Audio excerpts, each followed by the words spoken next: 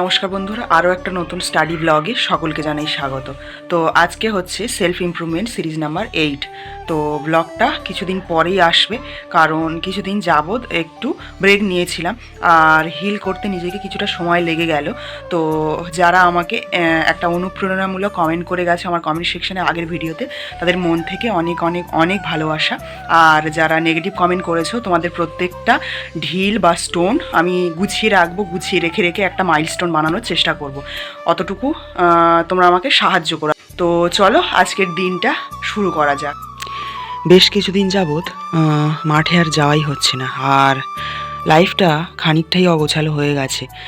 আর আজকে থেকে ওই জন্য শুরু করলাম আবার নিয়মিত যে শিডিউলে জীবনটা চলছিল সেই শিডিউলে ফেরার। তো প্রথমেই আগে দিনের শুরুটা করার জন্য এই জায়গাটাকে গুছিয়ে ফেলবো, তারপরে যে টু ডু লিস্ট আছে সেই অনুযায়ী আজকে পড়াগুলো প্রথমে কমপ্লিট করে ফেলবো, তারপরে একটা মাইন্ডসেট তৈরি হবে। তো চলো ঝটপট এই জায়গাটাকে আগে গুছিয়ে ফেলি। আচ্ছা, এই জায়গাটাকে গুছিয়ে নিয়ে তারপরে কিছু খেয়ে চলে আসলাম এখন ইংলিশটা পড়ার জন্য। তো ইংলিশে এখন আমি নিয়ে বসেছি ফ্রেজাল ভার্ব, আর এগুলো দেখতেই পাচ্ছ তোমরা, আগে অনেক দিন আগে দাগিয়ে রাখা ছিল আর পড়াও রয়েছে প্রায়। এবার রিভিশন দেবো কিছুটা, কারণ মক টেস্ট দিতে গিয়ে দেখছি কিছুটা ভুলে ভুলে যাচ্ছি, কয়েকটা ভুল হচ্ছে, শিলি মিস্টেক হচ্ছে যেগুলো আমার আগেই পড়া ছিল। তো এগুলোই এখন রিভিশন দেবো। আর এই প্রসঙ্গে একটা ছোট্ট কথা আমার মনে পড়ে গেল, আগের ভিডিওর কমেন্ট সেকশানে কয়েকজন বলেছে দেখছি যে বেশি জ্ঞান দিও না। এটা আবার কি যে জ্ঞান দিও না? আর আরেকটা বিষয় হচ্ছে যে স্টাডি ব্লগ দেখছো তোমরা আর জ্ঞান চর্চা করবে না, সেটা কেমন একটা বেখাপ্পা হয়ে গেল না বিষয়টা?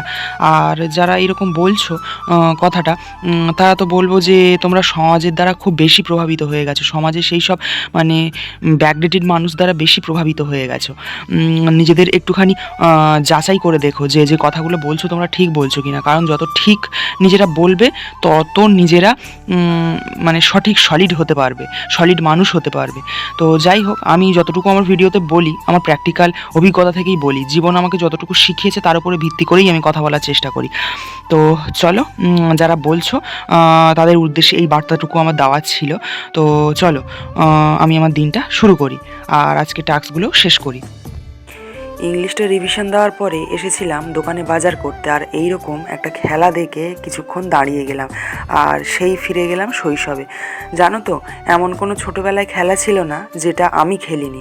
ছেলেদের খেলা থেকে শুরু করে মেয়েদের খেলা, মোটামুটি সব খেলার অভিজ্ঞতাই রয়েছে। আর ওদের এইরকম খেলতে দেখে স্মৃতিটা সেই শৈশবেই ফিরে গেছিলো। তো যাই হোক, সারাদিনের পরে এখন আবার আসলাম বিকালে, কারণ দিন এতটাই ছোট যে সকাল থেকে কি করে যে দুপুর গড়িয়ে যায় খেয়ালই থাকে না। তো এখন হয়ে গেছে বিকাল, বিকালে খেতে এইরকম জল দেওয়া হচ্ছে, যেখানে আমরা 3জন জল দিচ্ছি, মামা মাসি আর আমি মিলে। এখানে কিছুটা গাছ লাগানো হয়েছে, দানা ছড়ানো হয়েছে, যার ছোট ছোট চারা বেরিয়েছে, আর এতটাই শক্ত মাটিগুলো যে জল না পেলে শুকনো হয়ে গেছে, আর বীজগুলো মারা যাচ্ছিল, গাছ সেইভাবে বাড়তে পারছিল না, সেই জন্য জলের প্রয়োজন, মাটি এতটাই শক্ত, সেই জন্য আমরা বয়ে বয়ে জল দিচ্ছিলাম। মাঠ থেকে এসে ফ্রেশ হয়ে চলে গেছিলাম হোটো স্টেশনে একটা কেক ডেলিভারি দেওয়ার জন্য। আর আমার পাশের স্টেশনে একটা ভাই এরকম পাবজি গেম খেলছিল, একদম ফোনের মধ্যে ডুবে গিয়ে। ওর দিদা বলছিল যে ও 5-এ পড়ে, ক্লাস 5-এ। তো একটু আগে তোমাদেরকে দেখালাম কয়েকটা বাচ্চা একদম কি সুন্দর ন্যাচারালভাবে মাঠে খেলাধুলা করছে, আর এদিকে আরেকজন একদম ফোনের মধ্যেই ডুবে রয়েছে। দুটোর ডিফারেন্সটা তোমরা কি কিছু বুঝতে পারলে? একজন তার এনার্জি সে নিচ্ছে মাঠঘাট থেকে খেলাধুলা করে, আর আরেকজন নিচ্ছে ফোন থেকে। তা কার এনার্জিটা স্ট্রং হবে এবার তোমরাই বিচার করো। তো যাই হোক, এই পার্টটা এখন চুকিয়ে চলে আসলাম বাড়িতে। তো সেই বিকালের পরে এখন আসলাম আবার সন্ধ্যাতে।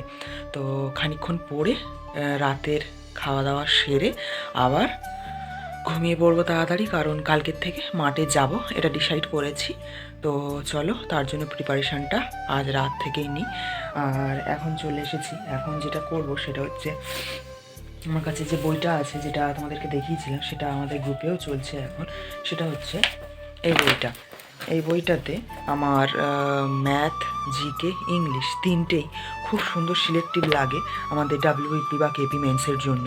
সেই জন্য এই বইটা গ্রুপে ধরে ধরে সলভ করাও হচ্ছে, পাশাপাশি আরও অনেক প্র্যাকটিস সেটও হচ্ছে। তো চলো এক ঝলক প্র্যাকটিস সেটের কিছু অংশ তোমাদেরকে দেখিয়ে দিই, তোমরাও বুঝতে পারবে প্রশ্ন সিলেকশানগুলো দেখলে। এই দেখো একটা সেটের এখন কয়েকটা প্রশ্ন তোমাদের উদ্দেশ্যে দেখাচ্ছি।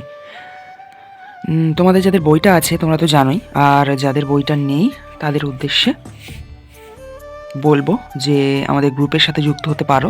এই বইটাতে প্রায় 30টা না আরও বেশি আছে, 35টা মতো সেট আছে, সবগুলোই সলভ করানো হচ্ছে। তো তোমরা যুক্ত হতে পারো। এক এক দিনে প্রত্যেকটা সেটে 100টা করে প্রশ্ন আছে, ইংলিশ, ম্যাথ আর জিকে মিলিয়ে, জিআই নেই, তো সব মিলিয়ে 100টা প্রশ্ন আছে। আর আমরা চেষ্টা করি প্রত্যেক দিন 3টে করে সেট করার, আর সময় না হলে 2টো করে তো মাস্ট, আর 3টে করে মাঝে মধ্যে করার চেষ্টা করি। তো যারা গ্রুপে যুক্ত হওনি ঝটপট জয়েন হয়ে যে গ্রুপে লিঙ্ক দেওয়া থাকবে ডিসক্রিপশানে। এখন ঘড়িতে বাজে 10টা 15, আর এখন আমার খাওয়া দাওয়া কমপ্লিট। আর এখন আমি কিছুক্ষণ বলতে 45 মিনিট থেকে 1 ঘন্টা মতো নিজেকে কনসেন্ট্রেট করব, যাতে ঘুমটা ভালো হয়। বেশ কিছুদিন যাবৎ আবছা ঘুম হওয়ার কারণে কাজে নেমে বুঝতে পারছিলাম শরীরটা একটু উইক, এনার্জির ঘাটতি রয়েছে। তো সেই জন্য ঘুমটা একটুখানি ঠিকঠাক করতে হবে, ঘুমটা ঠিক নেই।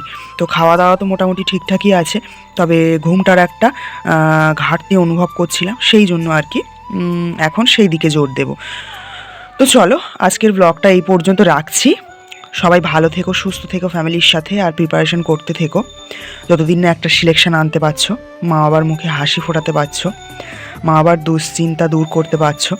তো চলো, টাটা।